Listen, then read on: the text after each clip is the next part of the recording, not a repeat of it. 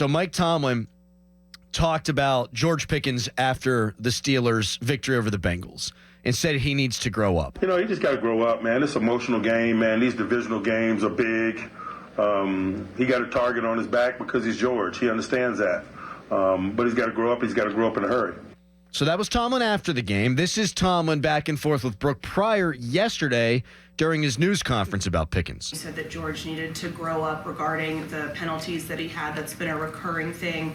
Because of that, at what point do you consider changing the approach to work on him minimizing those penalties and situations in game? I'm not going to give you any detail about what goes on behind the scenes in terms of his growth and development. That's my style, and I'm going to be really consistent in it. Being transparent with you guys doesn't necessarily help or accelerate the growth process, and that's my agenda, not necessarily feeding the beast. But is it a concern that he's had these penalties that are costly? If it is or isn't, I wouldn't necessarily tell you, to be quite honest with you. So I get that. I mean, you call him out after the game, though, say he needs to grow up. Mm-hmm. That, to me, is more real than what happens in the press conference. Yes. Because that's emotion. Right. That's how you're really feeling. Sometimes you're not going to have the opportunity to filter all that out. It's going to kind of be stream of consciousness. We know Tomlin. He knows how to play the media. He knows what he wants to say in the press conferences on Tuesdays. But after the game, I think he sometimes lets it fly a little bit more.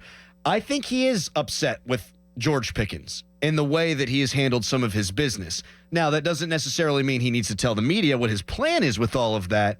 But I still think what he said after the game is legit. And I am guessing that he'll address it or has already addressed it with Pickens. Well, it's very aware that he's tender to the situation with George Pickens, because if he just kind of let it go by and was like, all right, George is going to figure this out and I don't have to kind of, reprimand him at all, he wouldn't have pulled him aside after the pick six. Yeah. Early on in the game. Like, we need you. Like, we need you to stay locked in. We need you, don't worry about this. Don't worry about this. So you could just tell right there that he's already, kind of, hey, I'm on thin ice with George and what he's going to do. And then obviously he does the things he did throughout the rest of the game. And then after the game, Mike Tomlin says what he says. And then he sits back and kind of calms down and then goes into the press conference and is like, yeah, I'm not going to give you guys any information. But I guarantee he's had conversation with George yesterday or the day before. I guarantee he did too. 100%. And I think you make a good point about bringing up the clip from Hard Knocks there. I think Mike Tomlin's really good at dealing with these situations, and I don't think that's a popular opinion. I don't think people agree with me on that. With what happened with Antonio Brown and Deontay and Le'Veon Bell. What it looks like for me with Deontay is they moved on at the exact right time. Mm-hmm. I thought they did with Antonio Brown too. Like, did they give him a little extra freedom, maybe a lot of extra freedom to be Antonio? Sure they did. What's Tomlin's job, though, is to win football games. And in those days, you want Antonio Brown on the field. And so you give him enough slack to kind of be a lunatic jackass because you want him to play football for you. Yeah. Because one of the best receivers in the history of the sport. I don't know that he handled the LeGarrette Blount situation wonderfully, but maybe LeGarrette Blount was always looking to be an aggrieved party. Why do you sign in Pittsburgh behind a Le'Veon Bell? I don't know. I think he did what he had to with AB.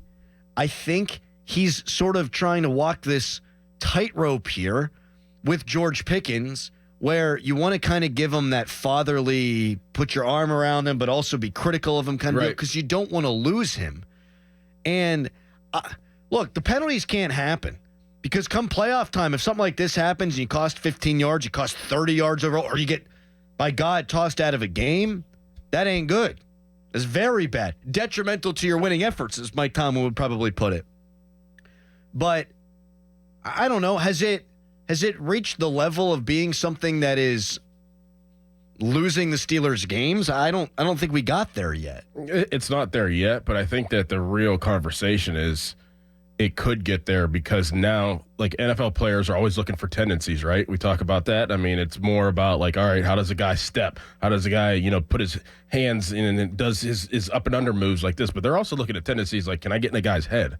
So now moving forward, if I am a defensive coordinator, and I'm talking to my defense, do everything you can to get in that guy's head because he's going to unravel. I think that Mike Tomlin's trying to halt that more than anything moving forward. He's like, listen, you keep putting this on film, the next team that we play is going to watch this, and they're going to be even worse than what this situation was. You're doing it to yourself, I mean, it's not really anybody doing it to you in the last game.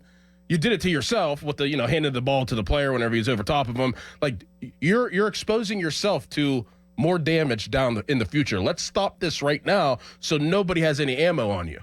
I think that that's probably a part of it as well, is because it's going to happen on Sunday with Newsome and the whole defense of the Browns. He's going to hear it. That's the number one 60 message. minutes. Is that not the number one message? If you're going in there today, it's your first regular practice for the week. If you're the Browns, number 14, do whatever you got to do to get in his head. Mm-hmm. That's the number one message if you're the Browns. And I thought that it was instructional to see what Tomlin did on Sunday with Pickens after the pick six, and then to actually hear what he said on Hard Knocks. Tomlin is that is my legit biggest takeaway, not the Fritos thing. Although we'll keep getting into that because the text line has popped. Mike Tomlin, he clearly understands with Pickens. Clearly understands. Because Tomlin easily could have gone to George in that moment and said, hey, that wasn't your fault. That's not what he did. Mm-mm. He said, we're not losing the game because of that, or something to that effect, because he knows he needs to keep his guy's head in it. That is an acknowledgement that we all got to see because of the magic of HBO, that Mike Tomlin understands the psyche of that guy. Now, is it going to get through to him? Great question, Crowley. I don't know. I can't predict that. If he's going to hear the message, but at least that showed me that Mike Tomlin understood that the message needed to be delivered.